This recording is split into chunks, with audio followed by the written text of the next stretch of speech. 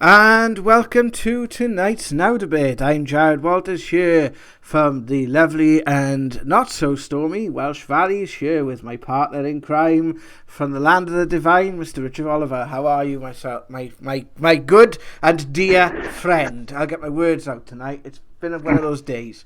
How are you, Yeah, bud? I'm good. I'm good. Good. Right. We're now going to leave this Now Debate in your capable hands, and I'm off on holiday. It's been one of those days. How are you? What news do you have, Mr. Richard? Well, I've been obviously doing some UFO research around Wales, and to be honest with you, it's a bit difficult to find facts.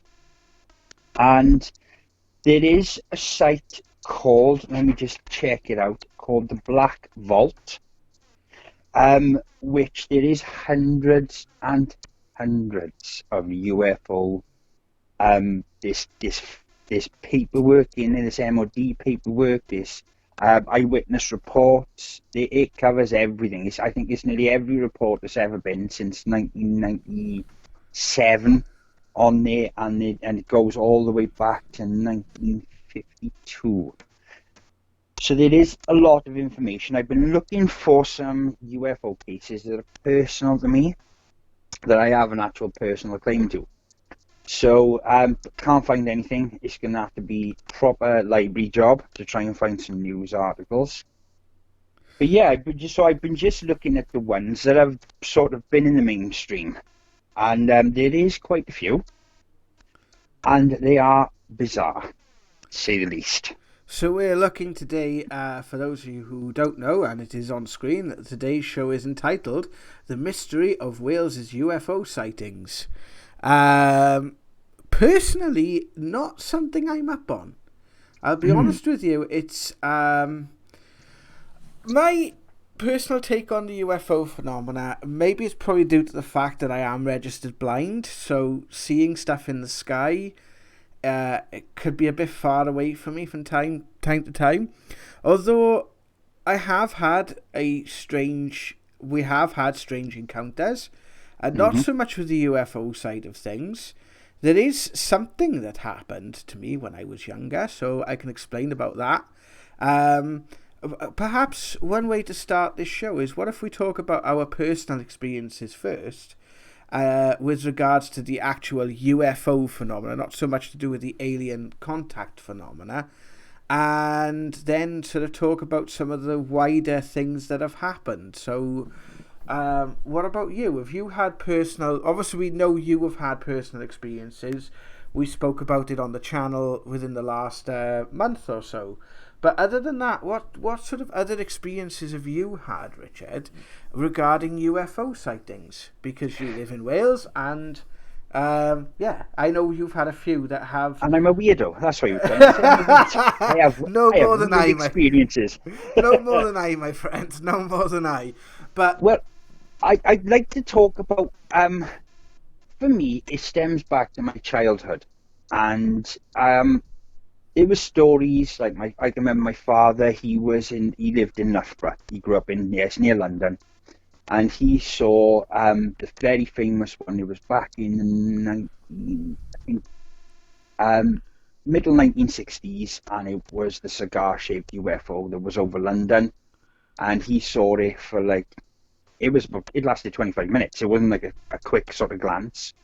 And I can remember him telling me that story, but there was a story in my family of my uncle, and he was very young, and he was playing in Penalta Pit, and he was with it was about between 14 to 17 other kids his age, so they were all in sort of region of about 14, 15, and something came out of the pit. Now, I my uncle was obviously eyewitness to this sort of weird shaped. He said he couldn't really describe the shape. Came out of the pit. It hovered over the children. So obviously, as you can imagine, they screamed. This is back in the day. This is like this the 1960s. There wasn't readily helicopters just flying around like there is now and stuff. And it followed the children across the pit, and they were screaming. And the villagers come out, and they saw this object hovering over the kids, and it shone a light on them. And my uncle, I asked my nan this because I only heard my uncle's account, and it was going back about 8 years ago. I asked my nan about it, and I said, "Did you see that thing, man?" And she went, "Yeah," and she just so blasé about it. She was like, "Yeah, I saw it in the sky." I said, "How long was it there?" She said, "Oh, it was there ages." And I remember thinking, I was like, "What do you mean?" She said, "Yeah," apparently it was there for, the whole village saw this thing. Police officers saw it. It was, other sort of academic people and, different backgrounds saw this thing. My uncle ran up the street and he was screaming, and he was carrying his bike, and he took my nan's front door off. And he was still trying to run up the stairs while the door was down, and he was still holding his bike. So it must have been a really scary experience, my uncle. I've heard, and it changed my uncle's life. He went right into the X-Files and everything you could sort of do, and he bought all the magazines, the UFO sighting magazines from around the world, because it changed his perception of reality. And remember, it's really hard to find anything out about that. It made the papers because reporters asked the children what they saw and stuff. And remember, hearing this story and sort of growing up with this story. But my first one, I was driving down Mackin Mile. I was going out. We were going to Newport, and it was me and my friend Mike. And I'm sure I can get him on the show, and he can give you his account of it. And as you're going across Mackin Mile, there's a mound. If you're going towards Newport, there's a mound over on the right-hand side in the distance. And this blue ball of light came down at sort of at an angle, stopped, and then came straight down behind the mound. And we were both looking directly at it. Even though I was driving, it caught my eye coming out of the sky. And that was probably one of the first incidences I ever had of seeing something. Like, I couldn't explain this thing. And for years I thought, it must have been one of them lightning bolts, like a thunderbolt, a plasma ball. And I saw something then, a couple of years later. I was with my friend Mike again, and we were sitting in my car, and we were just chatting, and something went through the clouds, and it just lit up the whole sky. And it was the same thing again, a blue ball. And then it was years later. I always looked up at the sky. I went to the Black Mountains, and we saw what we thought was a UFO. And then we went out, Jad, you remember? That night we went up to Brecon. Vaguely.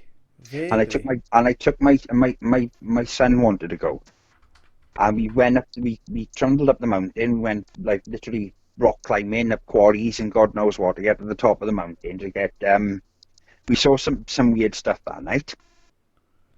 But the weirdest one, up until the one me and you saw on Power Station Hill, was I was woken up one morning at 3 o'clock, and I sat up in bed, and I looked out of the bedroom window, and the only way I can describe it looked like a large raindrop.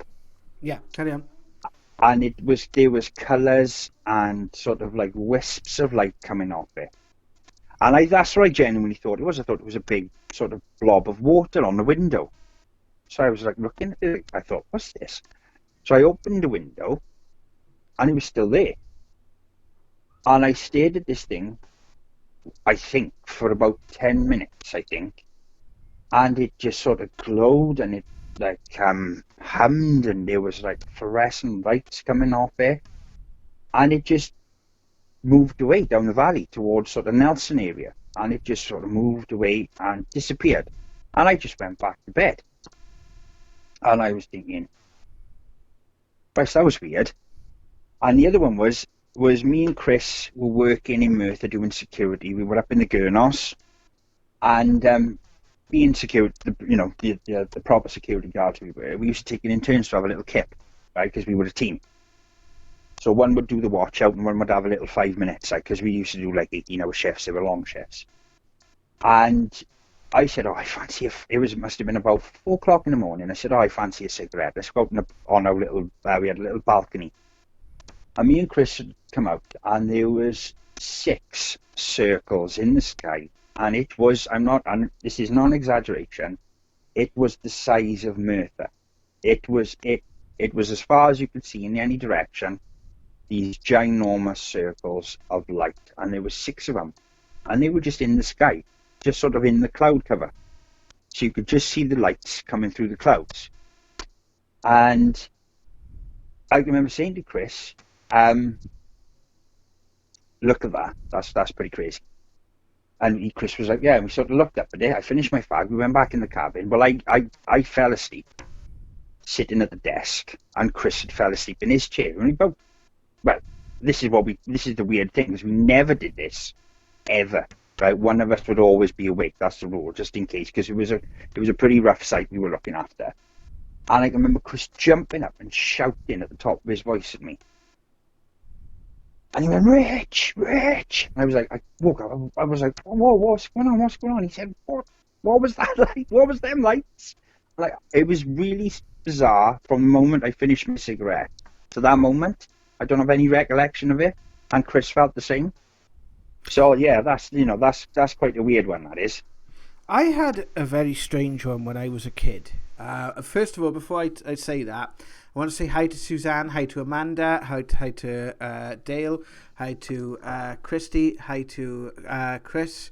So hi to everyone watching. Yeah, hi guys. Have you guys had any UFO experiences? Please let us know on the chat, and we'd love to hear about them. When I was a kid, now I don't know if I actually had this experience or if this was like when you're a kid, you especially with me, I had quite a wild, vivid imagination ever since I was very young. Now I attribute a lot of this now to my connection with spirit and the different things that I've experienced over the course of the years. I've always had. This is why I'm not firing at my best. Today, actually, I had one last night. Not a UFO experience, but a very strange experience, which I felt was quite draining. Which we will talk about on next week's show, because it factors into next week's show, and I will talk about that experience at the end of this show, because I think it will be a nice little lead-in to the end to next week's show. But yeah, when I was a kid, there was a couple of friends of mine, and the mountains behind my house. Now, I've always had a weird vibe for the mountains behind my house. I live about, exactly 24 doors away from the house I grew up in. And we'd always go up the mountains. And when I was younger, I used to take a dictaphone. Nothing really changes. The more things change, the more they stay the same, I guess. But I used to always have a little dictaphone. And I would take it on adventures, and I would record different things happening. And this was a day that we decided to go looking for the legend of the White Lady. And I suppose, being about 14, it was my first sort of venture into the world of the paranormal. I was very much a kid of the X-Files. I was very much into things like X Factor, which was actually a paranormal magazine back in the day, not a talent show, and things like Encounters magazine, which it was a huge thing. Like when I was younger, we'd try little experiments with remote viewing, which was quite amazing. Some of the stuff we used to try experiments with hypnosis. A group of friends and I would try experiments in lots of different things when we were about 14 to 15. And we had a little sort of group, and we would do it quite well, actually. We had a taxi window once. A brick gets thrown into a taxi window. We launched our own little investigation into who threw the brick and smashed the taxi window. So we decided to go up the mountain and take a look to see if we could find any validity to the sightings of the White Lady. Now, the White Lady is something perhaps we could do a Future Now debate on, because we did something last year on that legend, where we did a little investigation on that last year, if you remember, Rich, and that was quite interesting. These sort of local legends and that sort of thing. That drew up some interesting things, that did, didn't it? It did. But behind my house, so where I live, there's like a lane and it goes up and then you go on to like a forestry road. And back in the 90s, it was thick, dense forestry. Now, we have the type of forestry behind our house where it's the type of forestry that's grown. It's very similar to the type of trees and the clearings you can see on the picture on screen in front of you. It's why I chose this picture, in fact, because it reminded me of this experience. The picture that you can see where the Now Debate is on the live stream, it was a clearing very much similar to this, and we were talking and sort of walking around through these trees, and we seen this clearing, and a friend of mine stopped, and the look on his face was quite profound. He said, I could see this being, and the other friend could see it, and I couldn't see it. And we walked down from we were there for a couple of minutes, and we both kind of freaked out. And we went down, came back to the house, and my mother was quite annoyed. And I said to my mother, I said, well, what's the problem? And she said, Ja, you'd like been up our mountain for hours. And I was like, really? I thought we were only out for like an hour and a half or so. She said, Ja, you've been gone a good 4 hours. And I was like, oh, that's strange.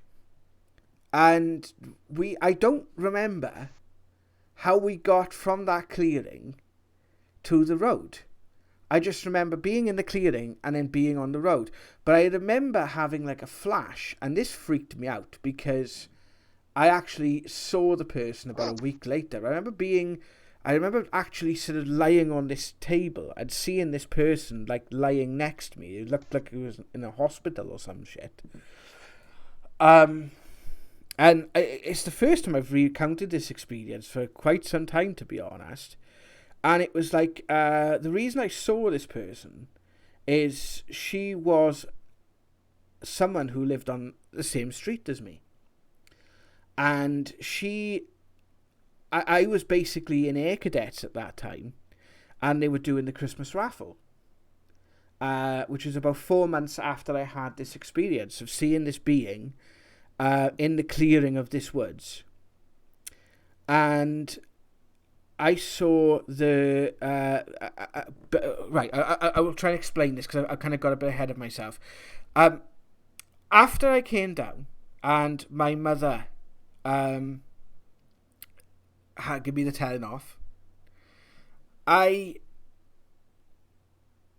checked the dictaphone, and just before we see the being, the dictaphone turns itself off. Now, I used to have 120-minute tapes on both sides. It was like those, I don't know if anyone remembers them, but you had those chrome tapes that they were like really long. They're like an hour, but like you could put them on long play. So like I could get like 4 hours of recording. It would be very, very shoddy quality, but I could get 4 hours of recording onto a single tape, basically. It was like 2 to 4 hours, somewhere around there. But the dictaphone stops as if someone's knocked it off, but then it knocks back on when we're on the road, and we're all like, boys, did you see that? What the hell was that? We're all freaking out. And I said that I'd seen this image of this girl. And about 4 months later, we were doing the Christmas raffle for the Air Cadets, and we basically had to knock on doors in the neighbourhood, and we had to look around. We had to sort of just knock on the door, see if they wanted to buy a raffle ticket. And this girl answered the door, and I freaked out. So my friend sorted it out, and she actually won the raffle. So I had to go back there. And it freaked me out. But that's the only kind of, apart from the one that I've described that we had here back in 2013 where I saw the being in my bedroom, that's the only experience that I've had that's kind of remotely sort of like that sort of related, apart from the experiences I've had with you. But that's the only sort of time I've actually... Now, other people have seen UFOs, especially in the area around my house. I have a neighbour that used to work with me that said he has spotted several crafts above where the Park and Dare pits used to be in the Treorchy area, from where I live. And so I know it's a hot spot. I know I remember a conversation I was having with Chris, you're the guy you used to work with. You were just talking about back in 2014, and I remember him telling me about some of the stuff he'd looked into in this area. Apparently, there's quite a lot of sightings that have taken place in the Upper Rhondda area. I know a few family members have seen a few things, but I haven't actually seen them, myself. So, yeah, that was quite a strange experience. That's the only experience I've kind of had. Now, that could be some other kind of form of paranormal experience. Or it could just be the fact that we were kids. And I'd blown it out of proportion around about... But shortly after that is when I started having my gifts come back. Because I had them when I was very young, and then obviously they dissipated for quite some time. But it was around about the same time that I was starting to have my abilities kick in. So perhaps I picked up on something. I don't know, but that was a very sort of that was a very strange experience, and when we were looking into doing this particular show, it just kind of come back to me today that was something I used to do as a kid, and kind of really quite forgotten about it until sort of now. So I thought I'd share that, because that was quite a strange one, because I remember seeing the clearing, and it looked like, to me, when they showed the Rendlesham Forest case from what they call it, Britain's Roswell, they said that when the craft landed and the US personnel, army personnel saw it, they said it warped the trees in this clearing. And this is what I found was quite strange. It was thick, dense, like woods. It wasn't forest, because the trees are still quite young. There was just a lot of them. But it was just this circular clearing. And what I found quite strange, where we'd actually seen this figure, was it was a perfect circle, near enough, but the flooring was as if there should have been trees there, but weren't. And that's what I found quite... It was almost as if something had landed there, smashed the area up, created this sort of clearing, and then left. It was a perfect circle in the middle of this sort of dense woodery of trees.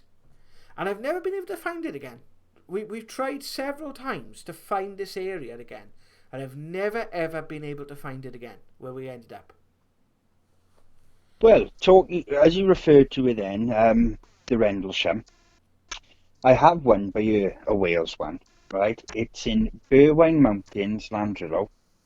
And it was in 1974. It was on the 23rd of January, and it's been referred to as the Welsh Roswell, because there was a large explosion, and people witnessed lights, and the lights were supposed to occur after an earthquake, but they said that the residents said there was an explosion and the ground shook, and they tried to say it was an earthquake.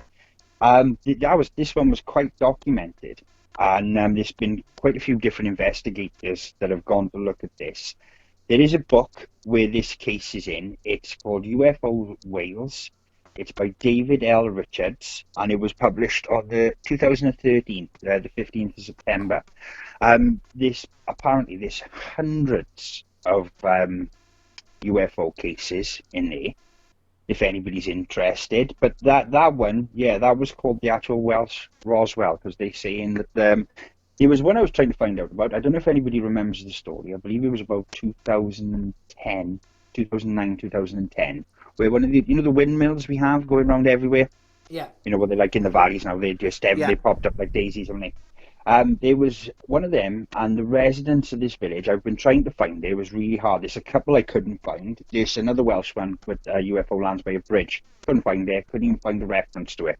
I have searched all over the internet. But this one of these windmills was struck by something. The residents said they saw like a flaming object coming out of the sky, and it hit one of these windmills. Now, they found one of the arms of the windmill, one of the blades, and they stayed up to 65 foot long, right? And there's some tonnage, right? There's quite a lot of steel going to them blades. Well, one was still attached to the windmill, one was on the ground, bent, like if something had hit it. But the third arm had completely disappeared. Now, they tried to say that lightning had caused it to evaporate, right? That, like, completely not a nut and bolt found of this arm. It was completely gone, right? It is a mystery. I tried to find some stuff out about that. I couldn't find anything about it because they tried to dismiss it, say it was a lightning strike. Where did this take place? I'm sure it took place it was on the border to Wales. But it was like when these windmills were sort of first being built, they were sort of popping up over the landscape. And the villagers, and I think there's a young boy who saw the incident from his window, and he was one of the witnesses. I searched all over the internet to find this story. I remember the story when it hit the news, and I was like, are they real? One of them blades was missing. It was missing. A 65-foot long chunk of steel, and they said the lightning caused it to evaporate, just to disintegrate, nothing. Like turned to dust, basically, was because the military were involved in it.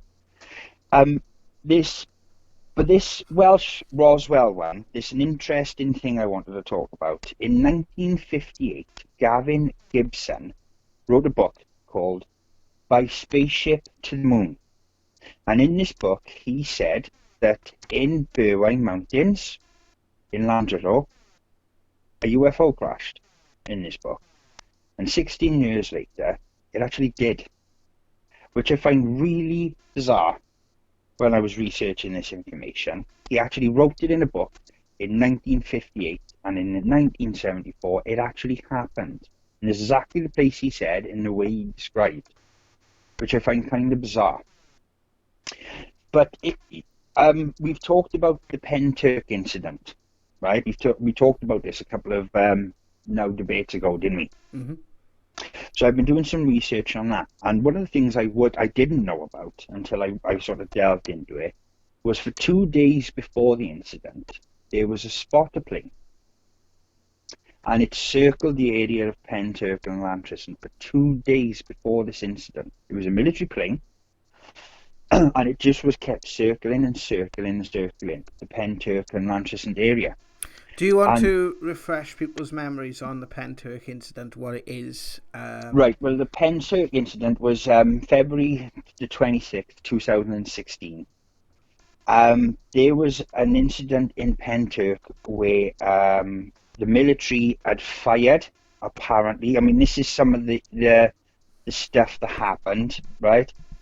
Huge UFO, military planes, helicopters, there was crashes, explosions, buildings were shaken, trees were damaged, there was wreckage. A helicopter apparently landed with the cockpit on fire. There was some sort of weird snow. There was mysterious men in white in overalls. I mean, these are some of the claims now. I've sort of bullet pointed it. The actual event was called the Chameleon by the military. That's what they named the operation, was called the Chameleon. There was witnesses to say there was like damage done to buildings from gunfire and explosions. I mean, this is Steven Spielberg stuff. This happened in Penter. This went all the way across to Llantrisant over towards Smilog. There was these objects that formed a pyramid. It is bizarre, this case. You can find out about it online. It was aired on Wales Online by Swansea UFO, the Swansea UFO Society. They wrote quite a bit on it because they actually looked into the incident. It is crazy. I mean, this thing, there was explosions, UFOs, there was people running around in suits, but the military knew about this, and then 2 weeks later, they did a terrorist exercise, and they commandeered 2 of the factories up in Llantrisant, because one of my good friends was a security guard on one of the sites, and they did this big terrorist exercise, literally 2 weeks later, but they closed the woods in Llantrisant, Smilog and Penter were closed from the 25th to the 26th.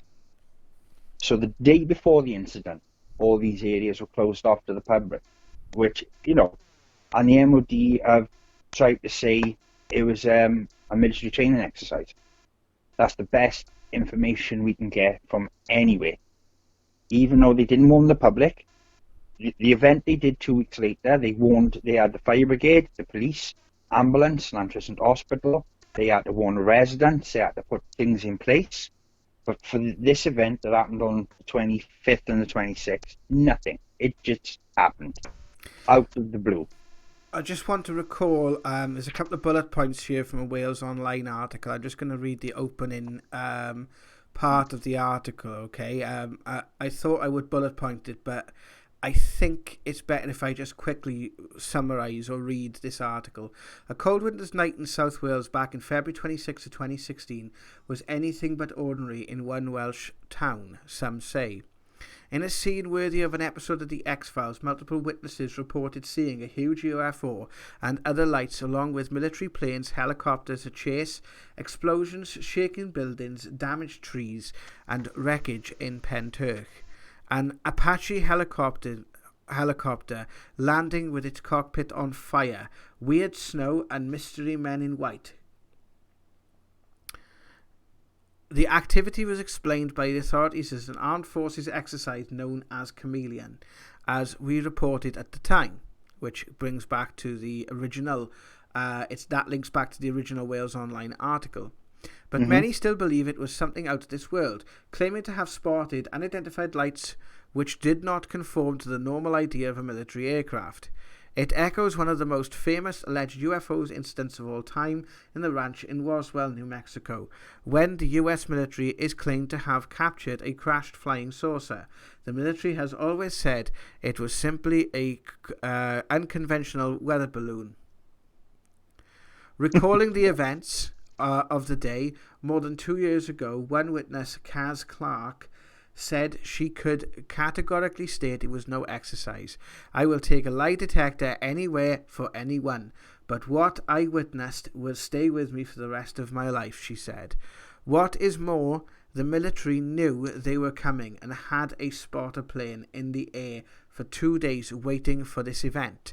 When it came, 4 planes chased a green object whilst the spotter plane circled approximately 6 red oval objects which formed a pyramid shape. Several red shapes hovered slightly above the fields until the helicopter came.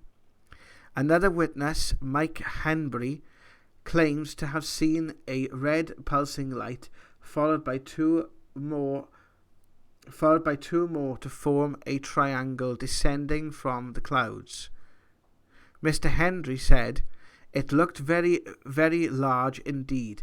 I don't think it touched down totally, but about 10 to 12 feet from the ground it lit up fully, showing the full outline of the dimmed when it dimmed down."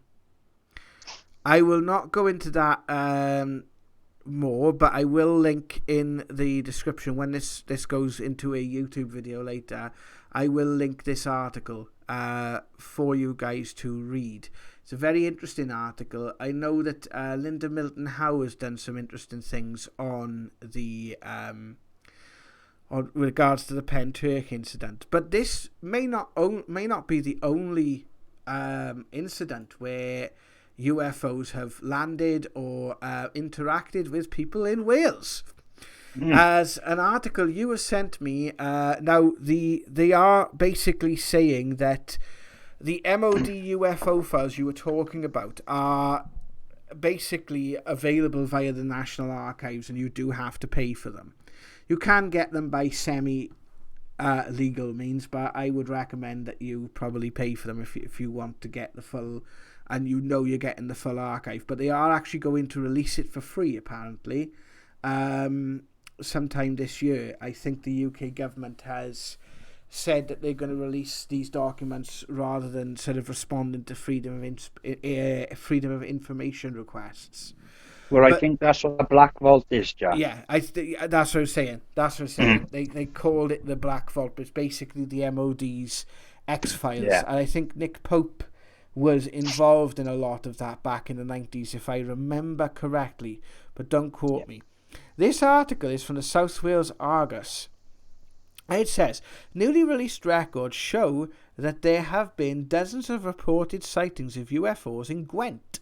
Lisa Stevens investigates whether aliens could already be among us. I love the fact that these articles, they always say things like, could aliens already be among us? You know, and that sort of stuff. Please excuse the dog in the background. From UFOs hovering above Abergavenny to little green men wandering the Brecon beacons, it seems Gwent residents are far from alone. According to the UK's answer to the X-Files, you could soon see E.T. calling home from Ebervale. I love that. Sorry. The recent released records of the National Space Centre in Leicester show Gwent as a hotbed of extraterrestrial activity. Collected over the past 5 years, the hundreds of eyewitness accounts from the county include dozens of dramatic reports of fleets of metallic sphere UFOs reportedly seen gathering over the area. Since 1999, the UFOs have often been sighted hovering near the towns of Ebervale, Abergavenny and Abertillery, leading many to believe in a coming War of the Worlds situation. Really? And in August 2003, a woman named only as Joanna claimed an alien abduction in the Brecon Beacons. She explained something was trying to suck the skin off my face. I wanted to use my hands to stop it, but I was unable to move. It stopped after about 3 horrible seconds, and I was then able to move again, but I still felt unwell. Armed with these chilling eyewitness reports and in true Mulder and Scully style, the Argus took to the streets of Abergavenny in fierce pursuit of the extraterrestrials. But despite much painstaking research, the only flying saucers to be found in the market town were in the coffee shops. So the article then basically goes on, but that is an interesting one that I think would be worth looking into those records and researching a bit more fully. But yeah, so you have got one. I know have you researched the one about the school children, can I ask? Yeah, well, the school children one, let me have a look, was in Cheshire, and there was 10... So it's not a Wales one then? No, this was Cheshire. This was in 1970, I think it was Cheshire. It was 1977, and the school children, there was about 10 school children from ages from 7 to 11, and they witnessed this UFO. And the headmaster came out, and the teacher told them to get in the classroom, and they were asked to draw what they saw. And there's a picture, I sent you the article, Jab, can send a link to that. Yeah. And there's pictures they drew of, which is very similar to that one that happened, I think it was Africa. Very similar sort of thing where the children, they were asked recently, it's like 30 years on, and they drew the same things. That thing is logged in their mind. I mean, that's when you see something like that, I can't imagine it's something you forget. As I personally had a dealing with the Leckwith UFO, which is you can't find out about. There's another one you can't find nothing out about it. And a similar incident happened in Cardiff, in Leckwith, and a UFO landed. Beings got out, 7 foot tall, wearing silver suits, and they walked around and they did some stuff and got back in this craft and flew off. And this had haunted this lady I spoke to, and this is the same for these children. They've never forgot it. Don't know if they've been interviewed recently, like to reaffirm what they went through, because this was 1970, let me think, 1977. But it's, yeah, I mean, they all drew the same thing. They all described the same thing. That's big. That should be world news. And this is, I think, the problem with it. They make a joke out of it. And I can imagine for the people who witness these things, we witnessed that thing on Power Station. That thing flew over, well, I was out of the car one night, and it flew over me. Mm-hmm. And it's embedded in my mind. I can visually see this thing flying over. I can see it when it banked away over towards the common, and it will never ever leave my mind. And this it's like the information on these cases is so. Like the Abergavenny one, good example. Then the only sources they found were in the coffee shops. Do you know what I mean? But for the people who experience this stuff, as you know, through the paranormal, we've done cases and people think they've been abducted. Well, And it's harrowing. before we go on to that topic, because we may as well discuss this topic now that Well, we seem to be approaching it. I just want to read out some of the chat. okay, That's okay. what I want to get to, basically. Chris Right. Williams says, I think there are aliens. Why else would there be a need for Palladians and mediums and psychics, etc.? Amanda says, nope, never had a sighting, but always been fascinated and a believer in other life in the universe. I think it would be arrogant to think that we are the only ones to exist. Suzanne Gilmore says, I'm fascinated by UFO sightings, but have only had vivid dreams about them. Hannalee Din says, alien abduction. I think that's in response to my story. Chris Williams says, if it's a circle, then is it an abduction? And if it's a pattern, is it a message via a visit? If you'd have asked me 6 years ago, 7 years ago, I'd have probably just said it was me being a kid and having a vivid imagination. After everything I've witnessed over the last few years, I don't know, man. I don't know. I couldn't tell you. I just, to be honest, I buried that memory, and I have a weird tendency to do that I tend to forget things. I remember having a conversation with my nephew the other day, and I said as a joke, I said, we were on about what life would be like in 20 years' time. I said, look at the last 20 years today. Guess what I've done? I was like, bloody hell, I've actually done quite a bit, and it's one of them experiences that at the time it was quite harrowing. And do you know what? I think I've experienced that many strange things since. It's got kind of, I don't know. I don't know. I found it very hard to you could tell when I was recounting that story. I was finding it very difficult to retell that story because I haven't really spoke about it. I haven't really spoke. Have I ever told you that story before, Rich? I think so. I think you have, yeah. Have I? It sounds familiar to me, yeah. That Okay. story does. Chris Williams also says, Roswell. And just, he say, don't say Swansea, I'm from there. Their sightings are always near national parks and large open areas, but still remote. Well, Michael Sheen, good old Michael Sheen from Port Talbot, he is an eyewitness to a UFO encounter, which is near Swansea, and his dad saw it, the neighbours saw it, which was in the 1970s, I was quite surprised when I found that. There's so many. There's this one, I don't know if I'm going to say this name right, but it's in Anglesey, and it's called Llancair Mynydd. I don't know if I said that right. Llancair Mynydd, and it was in 1978, and that was a UFO that landed, and that was sort of recently done on YouTube. There's it's on the UFO Bristol and Wales site on Facebook. They just sort of put that story out there. It's on YouTube. I'll try and find the link and send it to Jazz. And that was 7-foot tall beings wearing silver suits walking about, and there was quite a few eyewitnesses to that. I mean, some of these stories are insane. You've got the 2008 police helicopter one, which was big news when that came out. I was working at the BBC then, and I remember a friend coming into the office and telling me about it. Yeah, I mean, they were told, they tried to say it was a lantern, and it was caught in the down drift of the helicopter, and when the police were after, it didn't know it was a UFO, it flew at them. They chased this thing from, I think it was St. Athens to Bristol, across the channel. I mean, they didn't, it wasn't just a fleeting thing.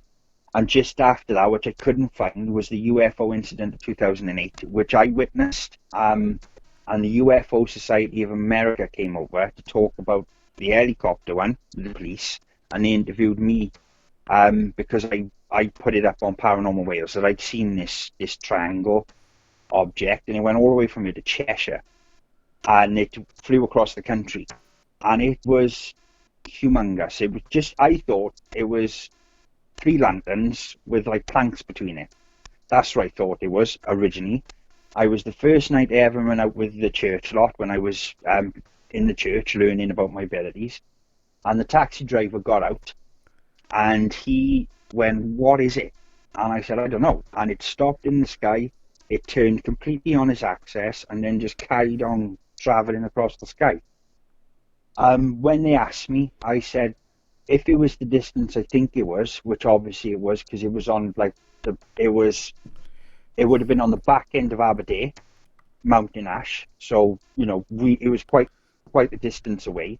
It was probably about 2 miles across, and all the eyewitnesses said it was the same size, and it was the same shape, and give it the same description.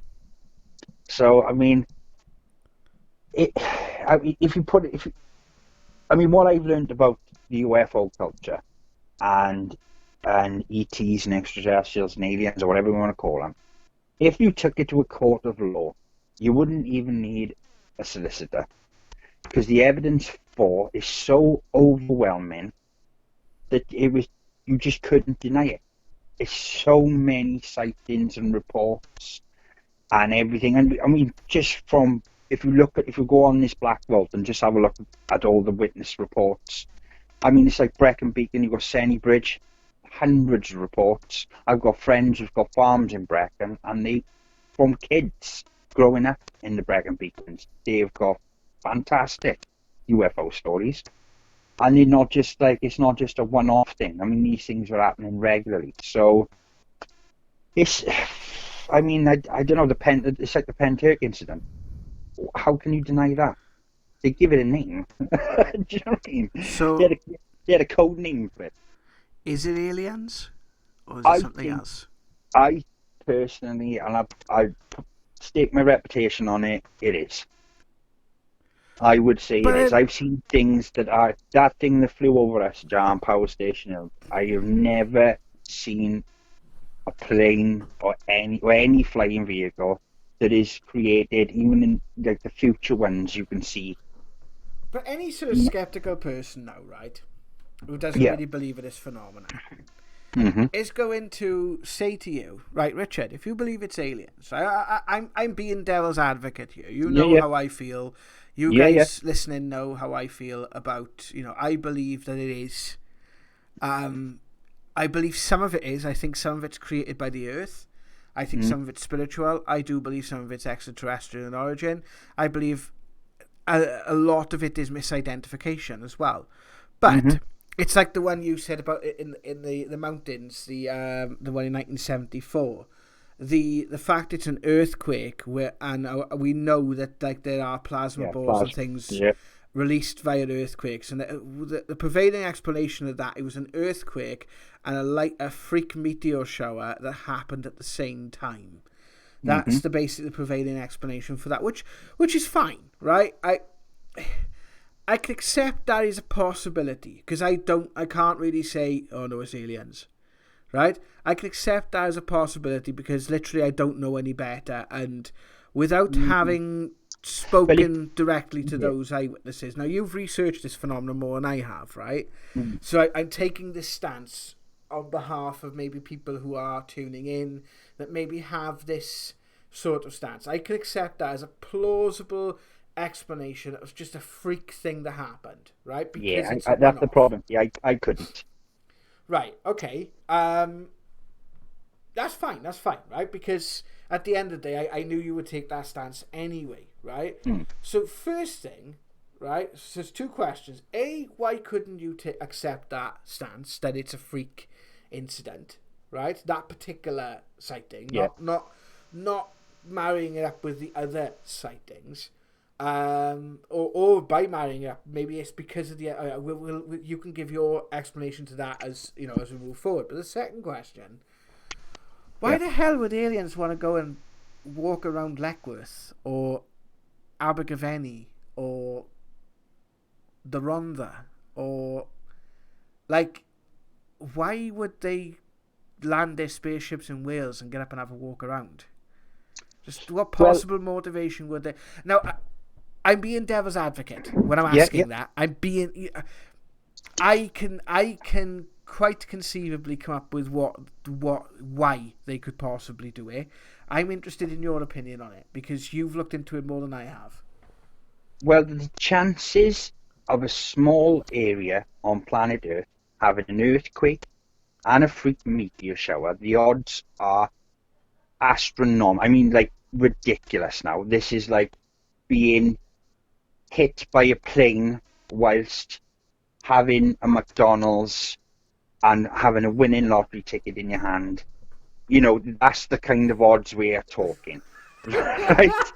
It's like, you know, whilst like, it's insane, right? The odds of that happening at exactly the same time. Yeah.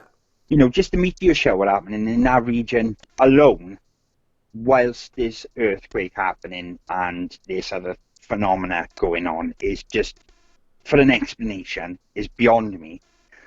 And the other reason is, I think Wales, if you think of like, we're going back in the day towards like the Bronze Age, Iron Age, you know, back in Neolithic times, people had a different sense to we do. We didn't have things that dumb our senses, right? We didn't have schools, right? We didn't have education. We didn't have the social media. We didn't have these tools. We didn't have processed foods. We weren't consuming large amount of like different things like this in our toothpaste and stuff like that, like these things that do change our brain chemistry, right? Now these people lived on their senses and they could sense and feel different regions of the land, right? Okay. And they built these places. These places have a spirit. You know, you go there, you feel it. We've been there, Jad, to some of these places, and they have a spiritual feel about them. Oh yeah, They have an, absolutely. they have an, they, yeah, they Wales have is an very energy. much associated with Stonehenge, for example. Yeah. A lot of the bricks and stone from Stonehenge come from South Wales. A lot They of do. the mythology, like for example, the ancient Celts, both in Ireland, I think in Scotland and in Wales, built henges. They built things like dolams, which is like stone structures, which is like a very large boulder on like two equidistant sort of smaller stones. And how the Mm. hell they did that is beyond me. Yeah. Well, Paranormal well, it's, Fact and Faked actually did a really good idea of how you could do it with a pulley system, and they did actually recreate it. they So, did. I'm not saying that aliens built it. I'm saying that ingenuity of these people is something that we've lost in our evolution.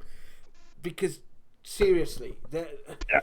Yeah. This is the thing, right? With Wales, we have energy points dotted everywhere, right?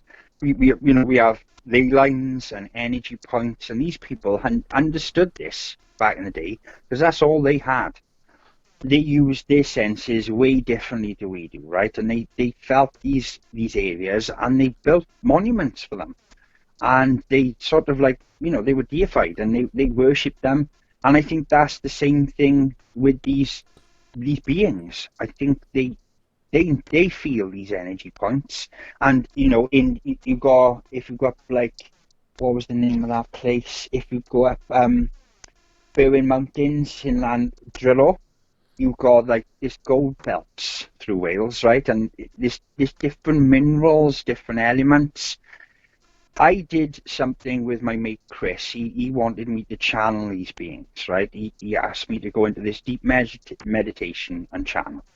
And I said to him, I'll do it, but I don't know. And as I've stated, I don't know if it's coming from my imagination or if I'm picking something up. I'm not sure. I can tell you what it feels like, but I'm not sure if it's real or not. So, but I did it for him because he nagged me and nagged me, so I did it.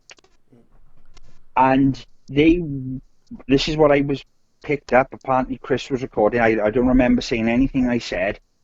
And I said they were like, basically like, a bit like, which is a bit of a sad film, but Indiana Jones is the fourth film, where they were like the Crystal Skull. this crystal skull, where they were supposed to be like space archaeologists, where they were testing the land, right? They were going around taking samples of the land, right, and doing other sort of scientific experiments, right? And that was the sort of gist I got of it. And they were trying to find the link between the spiritual and the physical, because they thought the link was on Earth. And they were looking for people who had shown these sort of factors around the planet. There was different cultures that had built things in a spiritual sense. So they are looking in them areas. And Wales, as we know, is quite a spiritual thing. You know, the Welsh mountains, the valleys, you know, they're going back, you know, a long time ago. We lived on spirituality. We did things, we harnessed things, and we were just different people back then. And I think it's more to do with that than anything else. I think they're still looking in these places, and they're trying to get people to be aware of it. And they're trying to message people, and they're trying to, like, they're affecting dreams, and like they did with me, affect my meditation. And it's not just, you know, us, it's thousands of people, and they're just looking for the people to act on it. And that's about the closest I can get to what's going on. Okay.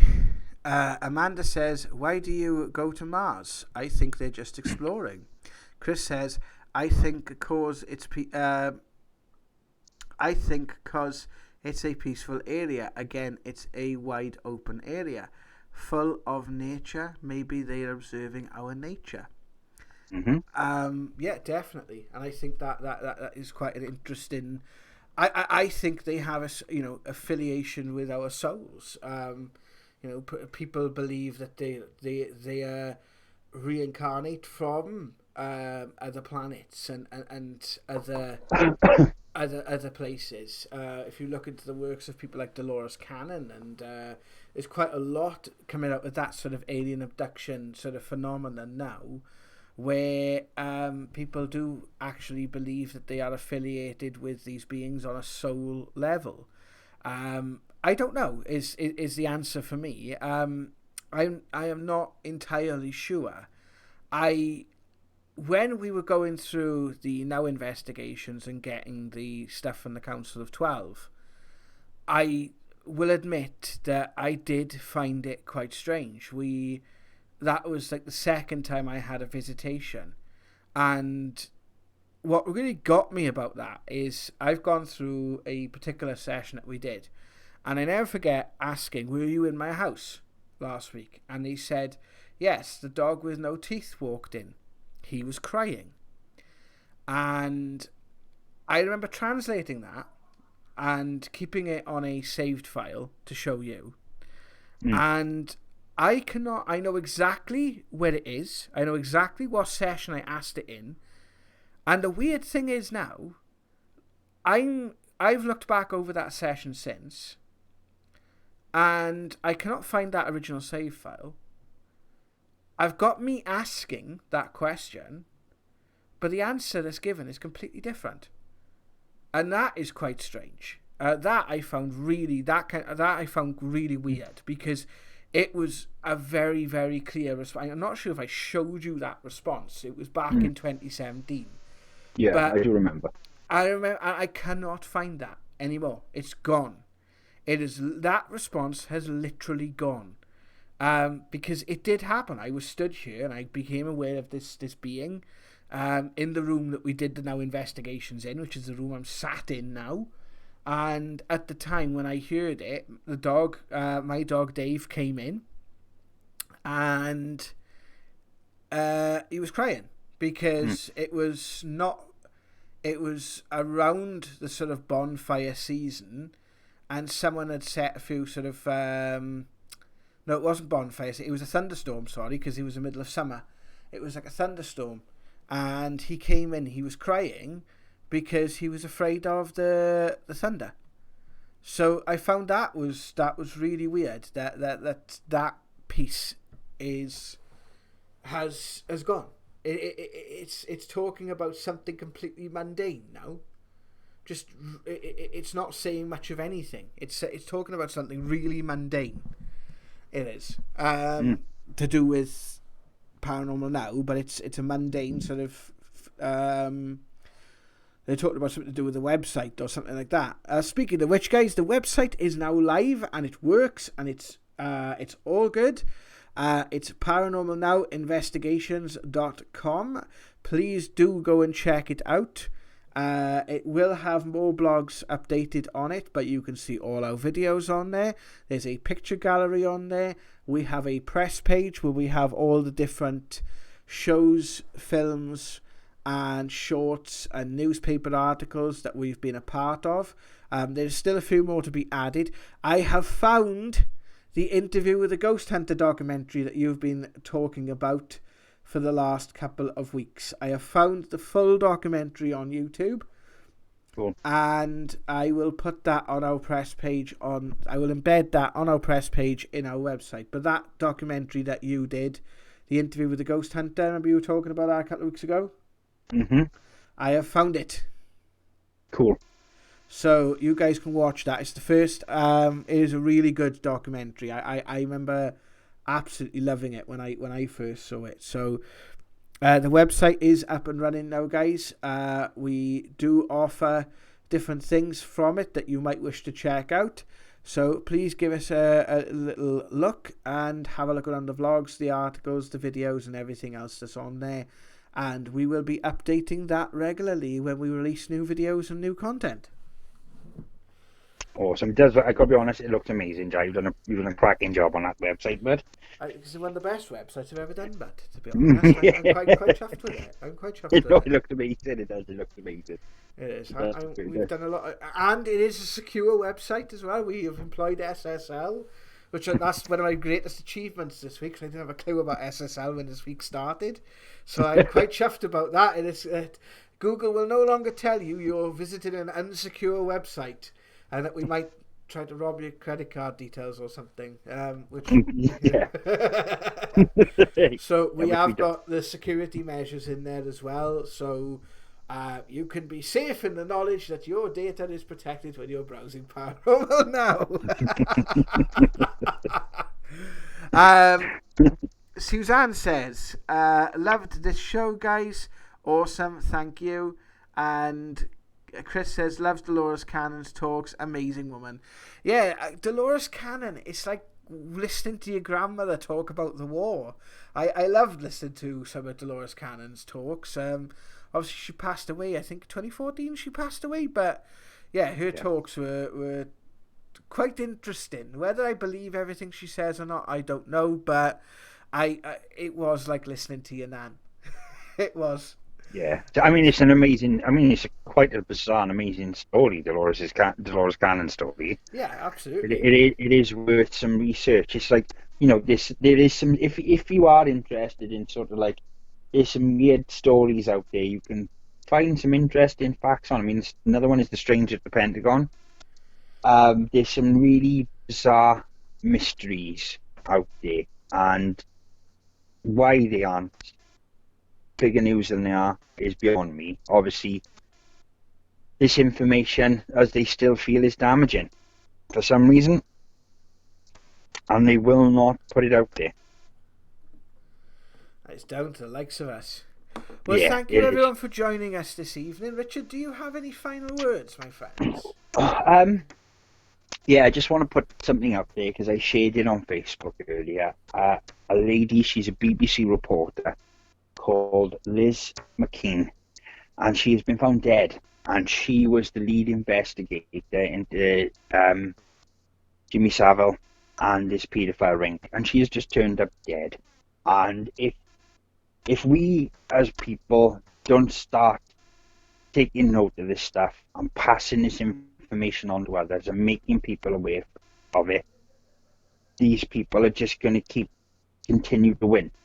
And it's just up to us, guys. There is nothing else. This is what being uninformed does. And just thinking we have no power in this world, where we do. We all have power in this world, just with our actions and just passing that information on. That's the power we have. The more people we make aware of this stuff, the more things will change. So, yeah, give that a look. And it's scary, to be honest with you. I didn't want to put it on a down note, but I just wanted to let this lady's name go out there because she did try and change something that needed changing, and unfortunately she paid the ultimate price for it. So yeah. Okay. That's my final thought, Jack. Sorry, I know I went a bit of a dark place then, but that's just kind of knocked me back a bit. That is, but I've got to be honest. yeah, I know. But it's kind of really put a firework at me. So here we are. But yeah, UFOs, guys. Keep looking up at the skies. Get your phones out, record, send it in. We'll share it. If you have any paranormal pictures or incidents or stories that you would like to share, then please let us know. Facebook.com/paranormalnow. You can email us at paranormalnow@outlook.com. And you can also contact us through the website and paranormalnowinvestigations.com/contact us. Well, thank you very much, guys, for joining us this evening. It's been an absolutely wonderful show. I've really enjoyed this evening up until Richard's Downer news. I'm sorry, Rich. I had to say something, mate. Sorry, but I had know. To create a laugh there because I was going to say it at the beginning, and I didn't get a chance. And I just don't want to. It's just time. We've got to start getting this stuff out there. It's like that Welsh AM. He charged £9,000 to travel from his office in Wales to England. £9,000, and they're closing our A&E. It's just I can't deal with it anymore. I'm going to start ranting about it. I'm just going to get it off my chest, otherwise I'll blow up. A new Monday series on the channel, Richard Rants. Yeah, would you Richard like to see? Rants. Let us know in the chat. Would you like to see a regular ranting show on Paranormal Now's channel about the stuff that's wrong in the world? Let us know. Richard Rants could be a thing. Let us know in the comment section down below, guys. Let us know in the chat. Richard Rants. I think it's a thing. I'm going to actually keep this running for a second just to see if any of you guys would respond to this. Would you like to see Richard Rants? Thank you very much. Next week, before we go, actually, next week we have a very special show that we're going to we're going to be talking about. And I wanted to share an experience. I'm not going to share the full experience because I'm still working through it myself. But last night I had a dream, and I have these intermittently, and I have been for several years now, where I remembered one of my past lives, which I found very, very interesting. Quite an interesting discussion to have. Do you guys believe that we reincarnate? Next week we will be discussing a case that may cause you to question your opinion on reincarnation because of the amount of evidence that we gathered on this case and because of the journey that we went on. This case was probably, out of all the cases I've investigated, my personal favourite, because reincarnation is something very dear to my heart and something I've had a lot of personal experience with. And we will be sharing some evidence from this case, but a lot of it is on the channel. But what we may do actually is either show some more evidence or show one of the videos that we have done and talk about it in a lot more detail as to what happened at the case, what we learned from it, and what this can tell us about the phenomena of reincarnation. Have we lived before? So let us know in the we've got 333 Kingdom says always up for a good rant. Amanda said sounds like fun. Richard Rants. Chris approves it. I think we should do a show, Richard Rants on a Monday. Have a think about that. You've definitely got a little bit of support here in the comment section, so I think it could be an idea, my friend. Yes, it might be. It could be. It is. Anyway, thank you very much for joining us, guys. Please tune in next week for our reincarnation special, and we will see you very soon for another Now Debate. We will be putting more videos up on the channel in the next couple of days, and we're going to get back into a regular rotation. We're just kind of working some kinks out on some of the videos. But for now, I've been Jared Walters. I've been Richard Oliver. And thank you very much for joining us. Take care. Love and light, para peeps. Love and light, para peeps. Rolling credits.